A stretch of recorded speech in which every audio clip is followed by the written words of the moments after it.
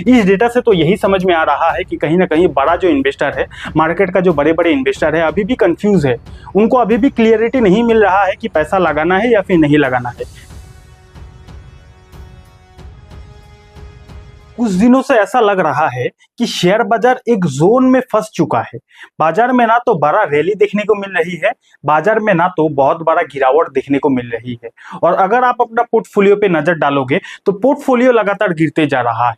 हालांकि बाजार में उतना प्रेशर नहीं है, लेकिन पोर्टफोलियो अगर आप देखोगे तो पोर्टफोलियो में लगातार गिरावट देखने को मिल रही है। ठीक है, उसके पीछे का कारण ये है कि अगर आप गौर से इंडेक्स वाइज परफॉर्मेंस देखोगे तो स्पेशली आज का दिन लार्ज कैप इंडेक्स में उतना प्रेशर देखने को नहीं मिला, लेकिन जैसे ही आप थोड़ा नीचे आओगे यानी कि स्मॉल कैप कैटेगरी में आओगे, जैसे कि निफ्टी नेक्स्ट 50 में गिरावट प्रेशर देखने को मिला। मिड कैप देखोगे 1.5% टूट गया, स्मॉल कैप देखोगे मोटा मोटी 1.5 से 2% टूट गया। और अगर आप सेक्टर वाइज देखोगे तो सिर्फ ऑटो सेक्टर आपको ग्रीन कलर में दिखेगा, लेकिन अदरवाइज बाकी सेक्टर देखोगे तो बाकी सेक्टर में आपको लाल रंग देखने को मिलेगा। ठीक है, और सिर्फ हमारे मार्केट में नहीं, अगर आप थोड़ा सा ग्लोबल मार्केट को देखोगे ना तो पूरा का पूरा ग्लोबल मार्केट में आपको गिरावट देखने को मिलेगा। यहाँ पे आप देख सकते हो अमेरिकन बाजार में गिरावट, यूरोपियन मार्केट में गिरावट, एशियन मार्केट में गिरावट। ठीक है, तो अभी के टाइम पे जो प्रेशर चल रहा है ना, ये सिर्फ हमारे इंडियन मार्केट में प्रेशर नहीं चल रहा है, ये पूरा दुनिया का शेयर बाजार में प्रेशर चल रहा है। ठीक है, तो इसके पीछे क्या क्या कारण है, उन कारणों को डिटेल में डिस्कस करेंगे और इसके बाद आगे और क्या क्या हो सकता है उसके बारे में भी डिस्कस करने की कोशिश करेंगे। ठीक है, तो चलिए करते हैं वीडियो की शुरुआत। तो आखिर किस रीजन की वजह से पूरा का पूरा दुनिया का शेयर बाजार गिर रहा है, इनफैक्ट हमारा इंडियन मार्केट काफी दिनों से परेशान है, उसके पीछे एक ही कारण है। 10-20 कारण नहीं, बस एक ही कारण है। वो कारण है ईरान और इजराइल का वार। बच्चे बच्चे को भी पता है। देखो, कहानी शुरू होता है कि इजराइल का सिंपल सा ये कहना है, इजराइल बोल रहा है कि ईरान तुम अपने घर में न्यूक्लियर वेपन मत बनाओ। सिंपल भाषा में इजराइल का कहना है कि ईरान जो अपने घर में न्यूक्लियर वेपन बनाना चाहता है उसको बनाने नहीं देना चाहता है इजराइल, क्योंकि कहीं ना कहीं इजराइल भी डरता है कि अगर ईरान अपने ही घर में न्यूक्लियर वेपन को बना लेगा तो उसके बाद हो सकता है कि ईरान उसी वेपन से इजराइल पर हमला कर दे। और यही डर के वजह से इजराइल का सिंपल सा ये कहना था कि ईरान तुम अपने घर पे न्यूक्लियर वेपन मत बनाओ।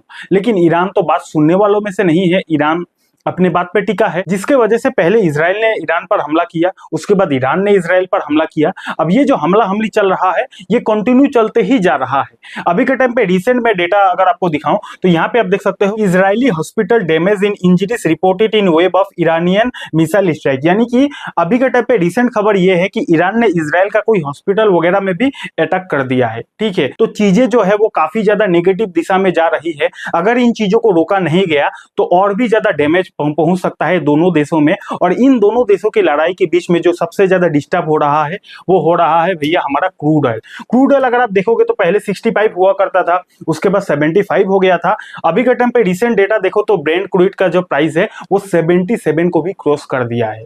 जितना ज्यादा इसका प्राइस बढ़ेगा उतना ज्यादा पूरा का पूरा ग्लोबल मार्केट परेशान रहेगा। ठीक है, तो क्रूड ऑयल का प्राइस तो पूरा आसमान तक पहुंच गया है, जिसके पीछे का कारण यही है कि ईरान और इजराइल जो है वो शांत नहीं बैठ रहा है।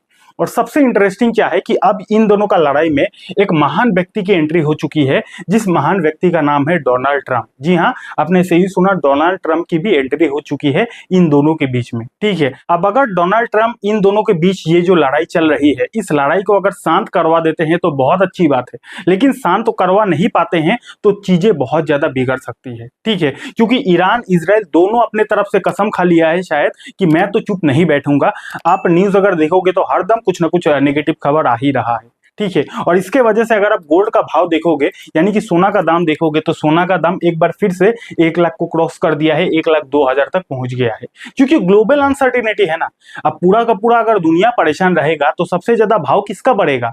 सोना का दाम बढ़ेगा। तो सोना का दाम बढ़ते ही जा रहा है और जो शेयर मार्केट है वो परेशान होते ही जा रहा है। वो तो बहुत अच्छी बात है हमारे इंडियन मार्केट का। हमारा जो इंडियन मार्केट है इंटरनली इतना ज्यादा मजबूत है ना कि हमारा मार्केट उतना भी नहीं गिर रहा है। अगर आप देखोगे तो मार्केट में उतना आपको गिरावट देखने को नहीं मिल रहा है।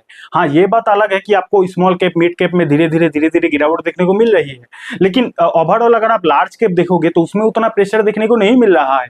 देश दुनिया में इतना बुरा हाल है फिर भी इंडियन मार्केट में उतना दिक्कत देखने को नहीं मिल रहा है, जिसके पीछे का कारण है कि DIS यानी कि डोमेस्टिक इंस्टीट्यूशन इन्वेस्टर। ठीक है, तो काफी ज्यादा अभी भी हमारा मार्केट इंटरनली मजबूत है, लेकिन हाँ, अगर चीजें काफी ज्यादा बिगड़ते जाएगा तो इसका असर हमारे मार्केट में भी नेगेटिव देखने को मिल सकता है। इसलिए सावधान रहे, सतर्क रहे, इन्वेस्ट करने से पहले अपने तरफ से दिमाग का यूज जरूर करें। और बहुत सारे लोग अभी के टाइम पे मिड कैप स्मॉल कैप में प्रॉफिट बुकिंग कर रहा है, जिसके वजह से आज का दिन अगर आप देखोगे तो मिड कैप और स्मॉल कैप में आपको थोड़ा बहुत प्रॉफिट बुकिंग देखने को मिला, ठीक है, लाल रंग देखने को मिला। ओके, उसके बाद अगर थोड़ा सा बैड न्यूज की बात किया जाए तो हमारा इंडियन रुपीस अगेन वीक होते जा रहा है। इंडियन रुपीस का जो भाव है डॉलर का कंपैरिजन में 86.74 तक पहुंच गया है। तो ये कहीं ना कहीं हमारे इंडियन मार्केट के लिए थोड़ा सा नेगेटिव जरूर है, क्योंकि जितना ज्यादा डॉलर का भाव बढ़ेगा उतना ज्यादा रुपीस का भाव गिरेगा, और रुपीस का भाव गिरने पर हमारा मार्केट में इसका काफी ज्यादा नेगेटिव असर पड़ेगा, ठीक है। तो ये कहीं ना कहीं इंडियन मार्केट के लिए थोड़ा सा खराब खबर है। उसके बाद अगर आप रिसेंटली इंडिया का जो इन्फ्लेशन का डेटा है वो आया था, काफी ज्यादा सॉलिड डेटा आया। यहाँ पे आप देख सकते हो कि फोरकास्ट किया गया था, यानी कि अनुमान लगाया गया था कि इंडिया का सीपीआई का जो डेटा है, इन्फ्लेशन का जो डेटा है वो 3% से आएगा, लेकिन यहाँ पे आप देख सकते हो 2.82% से आया।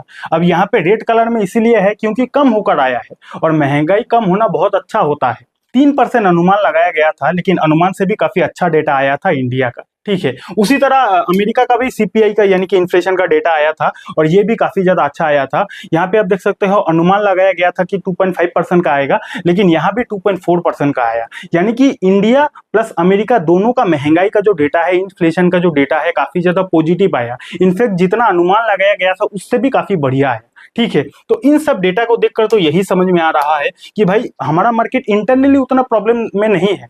जो भी प्रेशर आ रहा है ग्लोबल मार्केट से आ रहा है, युद्ध के वजह से आ रहा है।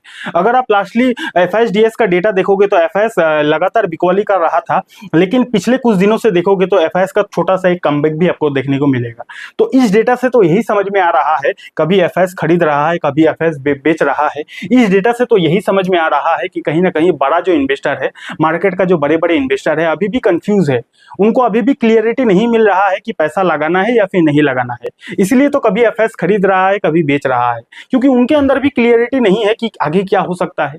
क्योंकि जिस हिसाब से ईरान और इजराइल के बीच युद्ध बढ़ते ही जा रहा है, बड़े बड़े प्लेयर्स को भी विश्वास नहीं हो रहा है, आइडिया नहीं लग रहा है कि आगे किस दिशा में चीजें जा सकती है। इसलिए बड़ा पैसा अभी मार्केट में नहीं आ रहा है, जिसके वजह से मार्केट में आपको प्रेशर देखने को मिल रहा है। वैसे इस प्रेशर वाला मार्केट में आपका क्या इन्वेस्टमेंट का स्ट्रेटेजी है, नीचे कॉमेंट सेक्शन में बता सकते हो। क्या अगर इन सब खराब खबरों की वजह से मार्केट में गिरावट होता है, क्या आप इसका फायदा उठाओगे या फिर नहीं उठाओगे? क्या प्लान है, नीचे कमेंट सेक्शन में बता सकते हो, ठीक है। तो कुल मिलाकर आज का अपडेट यहीं तक था। अगर आपको वीडियो अच्छा लगा तो वीडियो को लाइक कीजिए, कमेंट कीजिए। ध्यान रखिएगा इस वीडियो को सिर्फ एजुकेशनल पर्पस के लिए बनाया गया था, आपको सिखाने समझाने के लिए बनाया गया था। इस वीडियो को देखकर आपको कोई भी डायरेक्ट फैसला नहीं करना है। इन्वेस्टमेंट करने से पहले अपना दिमाग का इस्तेमाल जरूर कीजिएगा, ठीक है। अगर आपको ये सीखना है कि कैसे पोर्टफोलियो बनाया जाता है तो आप यहाँ पे क्लिक करके इस वीडियो को देख सकते हो। और डीमेट अकाउंट नहीं है, डीमेट अकाउंट का लिंक आपको डिस्क्रिप्शन पर मिल जाएगा।